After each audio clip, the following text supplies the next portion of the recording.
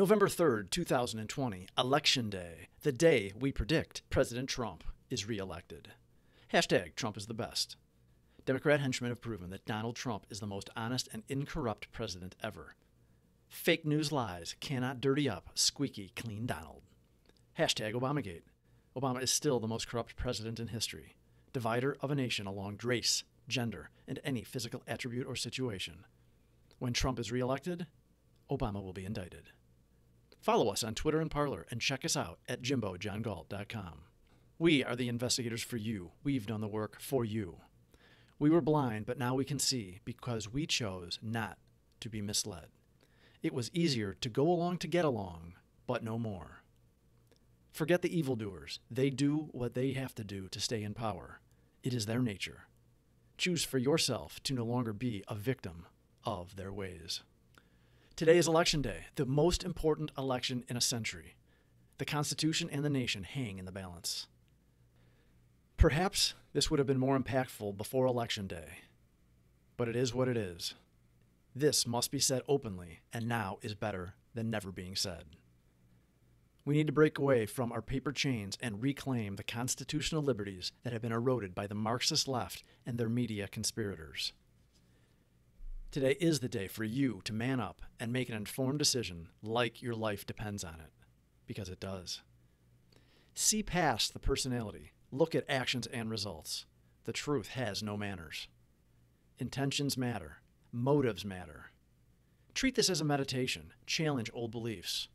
Listen for the answers from your gut instincts.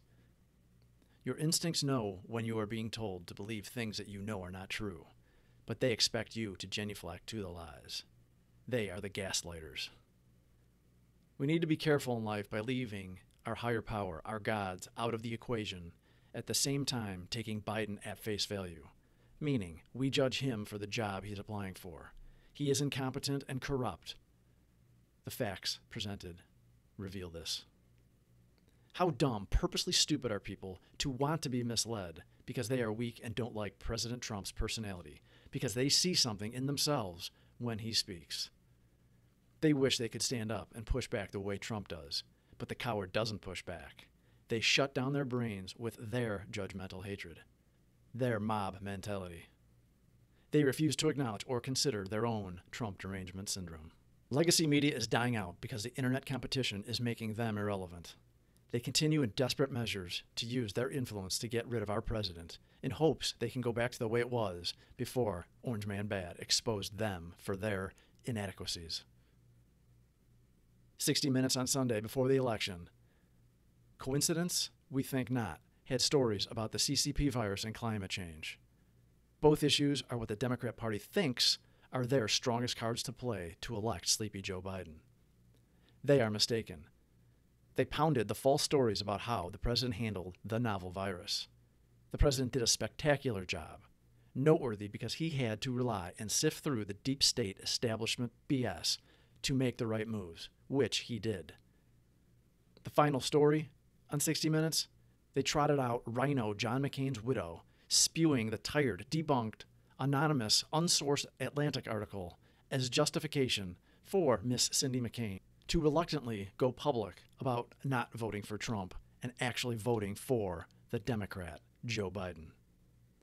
How insulting to think voters can't see how the hateful media are trying to manipulate them into voting against the president. Notice there is no reason to vote for Biden. All they do is attack the president.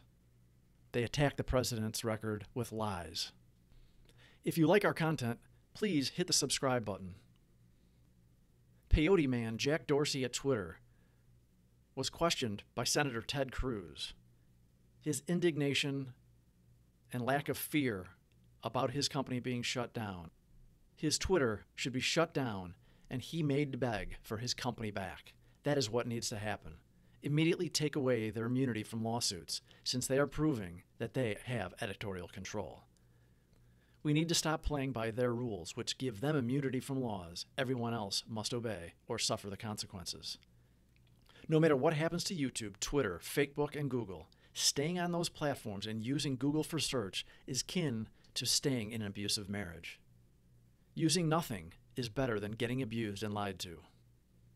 They make you bend the knee to stay on their platforms, gaslighting you to make you feel guilty for being successful, conservative, white, male, or whatever they need to have dominion over you.